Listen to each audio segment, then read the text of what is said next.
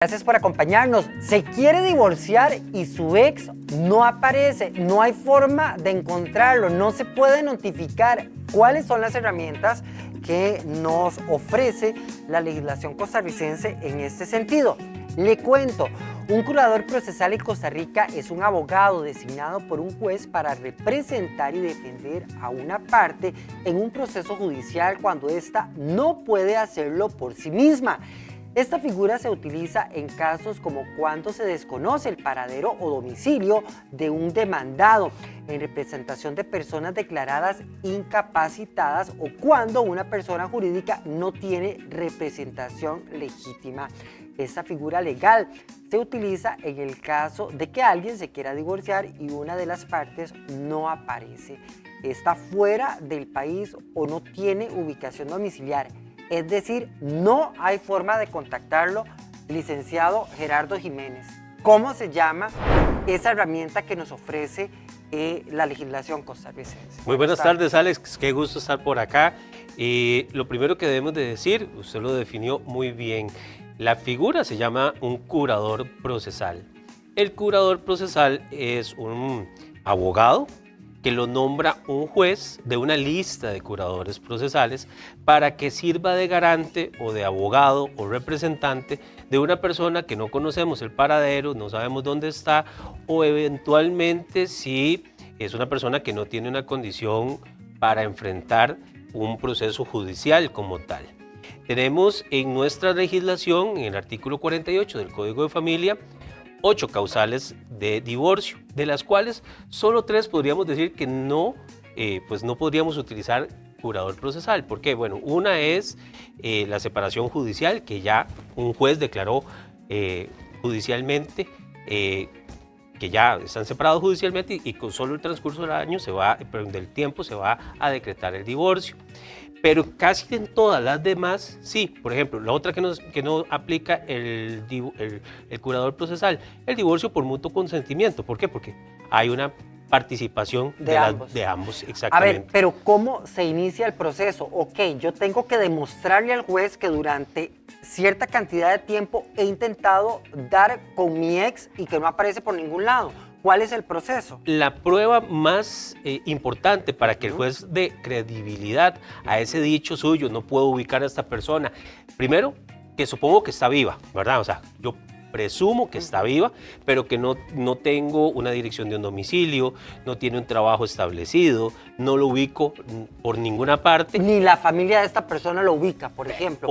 Podría eventualmente... O lo ocultan, ¿verdad? También puede pasar, ¿verdad? Entonces, yo le ofrezco al juez un par de testigos, que sepan, que conozcan a la persona, que sabían de la existencia de esta persona y que puedan garantizar o acreditar que no se sabe el paradero de esa persona. La calidad de los testigos, porque muchas veces decimos, pero no pueden ser familiares. Sí, sí pueden ser familiares de la persona que está promoviendo este proceso. ¿Qué es la calidad del testimonio? Pues que va a decir la verdad.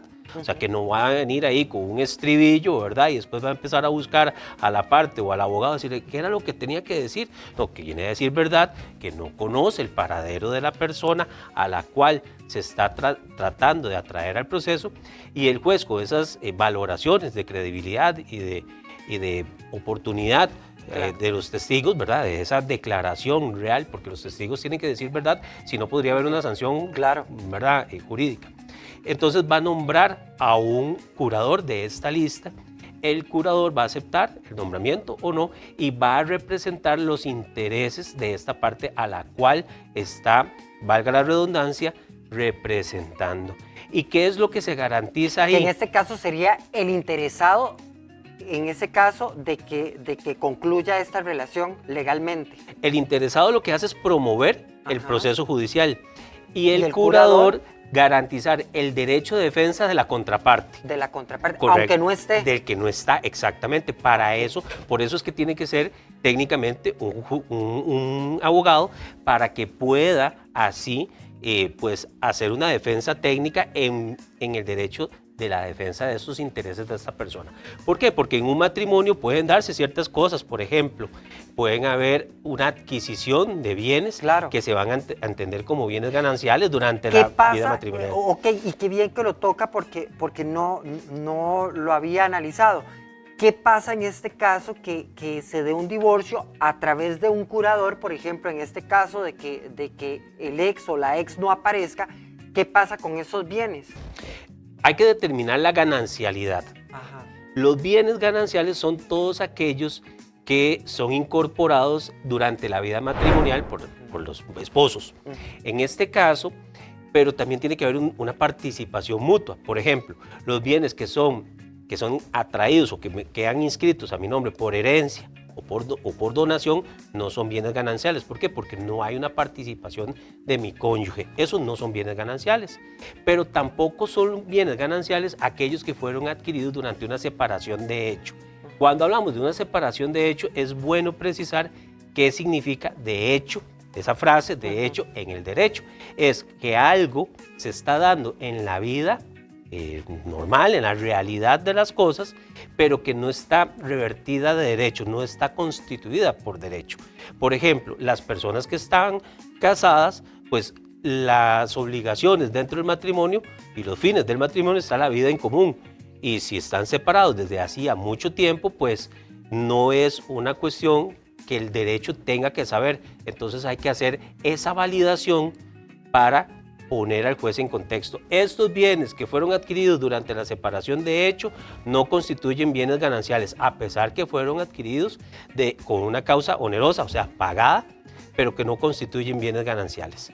Entonces, este abogado, el curador procesal, va a determinar, va a ver las fechas desde que se separaron de hecho, desde que tienen la noción, toda esa realidad, y va a decir, bueno, sí, no pertenece o no tiene derecho a ganancialidad mi representado, o no, más bien va a defender esos intereses y esos derechos del representado. Ok, y esos bienes, por ejemplo, van a quedar, no sé, congelados, o van a quedar, o se va, por ejemplo, a poner a alguien que custodie esos bienes. ¿Cómo se maneja? Esa pregunta es sumamente interesante y está muy bien planteada.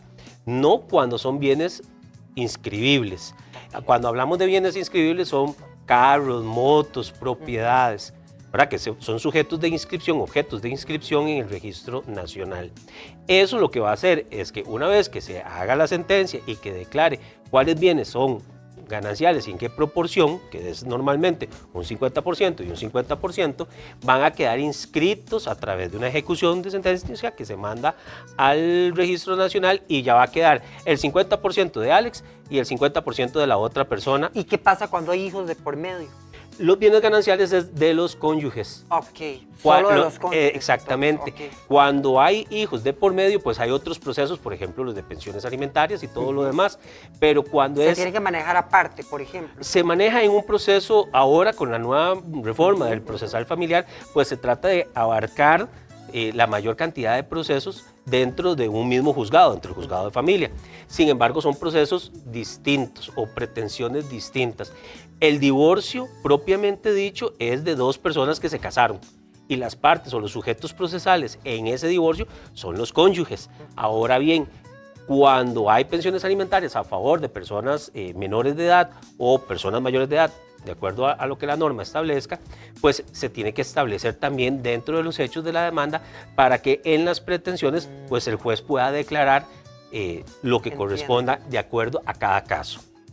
¿Cuánto tiempo se determina o me toma determinar que mi ex o la ex está desaparecida o desaparecido?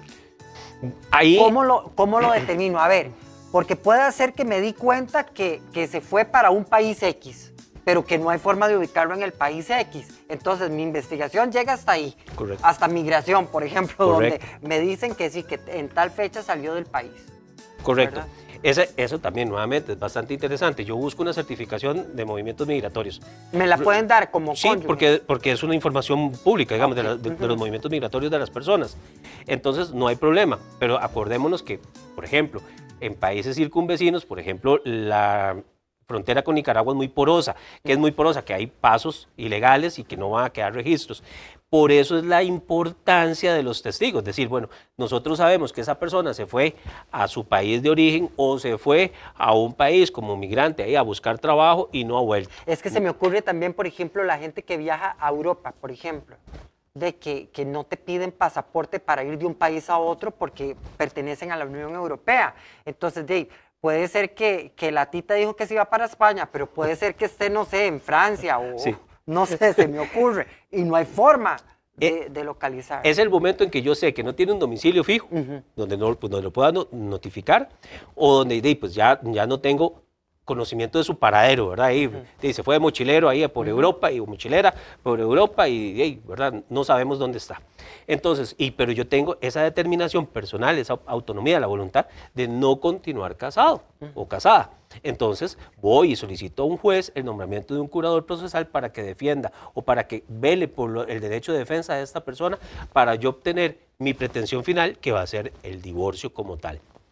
¿Cuánto tiempo puede tardar este proceso, tomando en cuenta que la parte judicial Costa Rica tiene una pega ahí, y más Sí. en divorcios, ¿verdad? Sí. ¿Cuánto tiempo en promedio puede durar este proceso?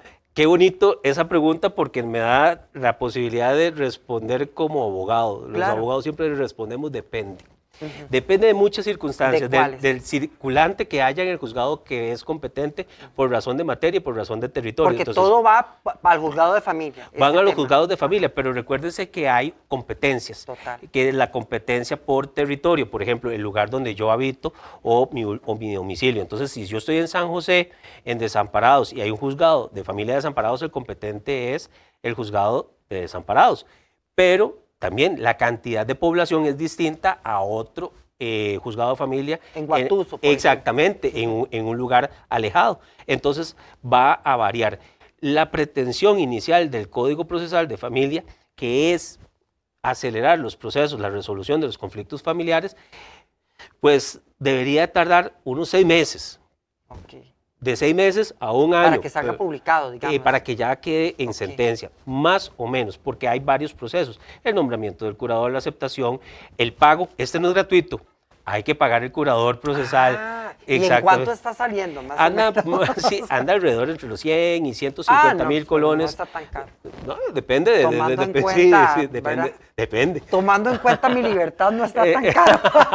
Sí, este no es gratuito.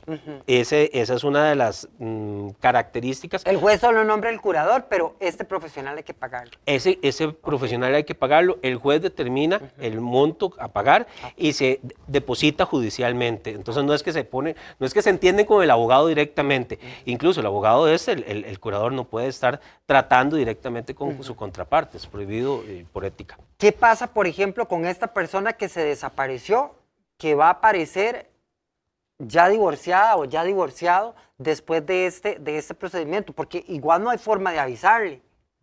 Solamente aparece en el registro civil. Correcto. Sí, ya va a estar divorciado. Ya su condición, su estado civil va a ser divorciado.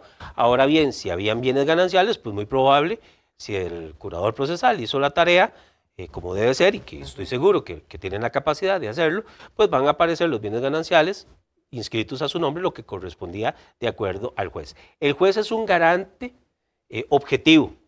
El curador procesal y el abogado son subjetivos, defienden los derechos de cada una de las partes. Entonces, de ahí es donde se da ese triángulo bien bonito, no de justicia, pero sí de legalidad, ¿verdad? Donde ambas partes tienen una representación legal y hay un tercero imparcial, que es el juez, el que va a determinar si aprueba o no la pretensión inicial, que en este caso, pues, es el divorcio. Pesa, por ejemplo, en materia de propiedades, por ejemplo, que esta persona desaparecida nunca haya pagado impuestos desde el tiempo que lleva desaparecido o desaparecida, y que la persona que quiera divorciarse haya tenido que correr por ejemplo, con el pago de impuestos y demás sobre propiedades, Sí. para determinar, por ejemplo, el 50 y 50. Sí, es muy importante analizar esta situación que usted nos plantea, porque primero que todo los impuestos son deudas prioritarias, entonces puede generar una hipoteca legal o una hipoteca de ley sobre un bien inmueble perfectamente. Entonces, si alguien pagó en nombre de otro, podría subrogar esa deuda. Hay que analizar... Papelitos hablan, eso exactamente, sí, tiene que estar bien documentado, ¿verdad? Porque tiene que documentarse muy bien, tiene que probarse para poder aplicar a esta figura. Tiene que ser muy ordenada la persona y si no, pues también, como usted lo acaba de decir, pues esa libertad tal vez sea el precio que se tenga que pagar esos pagos que realizó. Ok, más allá de la parte personal y de que pensamos en libertad y demás, ¿por qué es bueno dar por terminada legalmente una relación? Usted como abogado, ¿por qué cree que es bueno dar por terminada una relación a nivel legal cuando esta persona está desaparecida? Claro. ¿Tiene algún beneficio? Muchos. Okay, es más, tiene más perjuicios el mantenerse casado o casada cuando la realidad no es por un montón de situaciones. Por ejemplo, ¿qué pasa si? Tenemos que preguntarnos muchas veces eso. ¿Qué pasa si este matrimonio, la persona, la mujer, en este caso, queda embarazada? Aplica una figura legal que se llama la presunción de paternidad. Entonces, por esa presunción legal, el bebé, la criatura, la bendición, va a nacer con los apellidos del padre que no está y que no es el padre biológico. Y luego entonces hay que hacer un proceso de, además de reconocimiento de hijo de mujer casada o de impugnación de paternidad. Entonces, si la realidad nos dice que ya yo no estoy casado, pues lo sano sería que registralmente no lo esté, que esté bien definida esa situación, porque podría incurrir en condiciones y situaciones jurídicas de las cuales tal vez no estamos deseando estar sometidos. Ahí está apareciendo la dirección electrónica, pero dígamela usted, ¿cómo aparece en redes sociales? En redes sociales nuestra oficina aparece como Southlex Abogados, como de la Ley del Sur, Abogados. El WhatsApp para consultas 8560-7373 y si ya se quieren comunicar directamente conmigo, 8702-0029. Este es un poquillo más complicadito, mejor con el de la oficina para poder agendar. Que ahí está en pantalla, que es el 8560-7373. Gracias. A ustedes, con todo gusto. Un placer. Acompañado. Agradecemos su valiosa participación aquí en Llegó la Hora. Doña Lai, ¿usted cómo está? ¿En qué proceso está?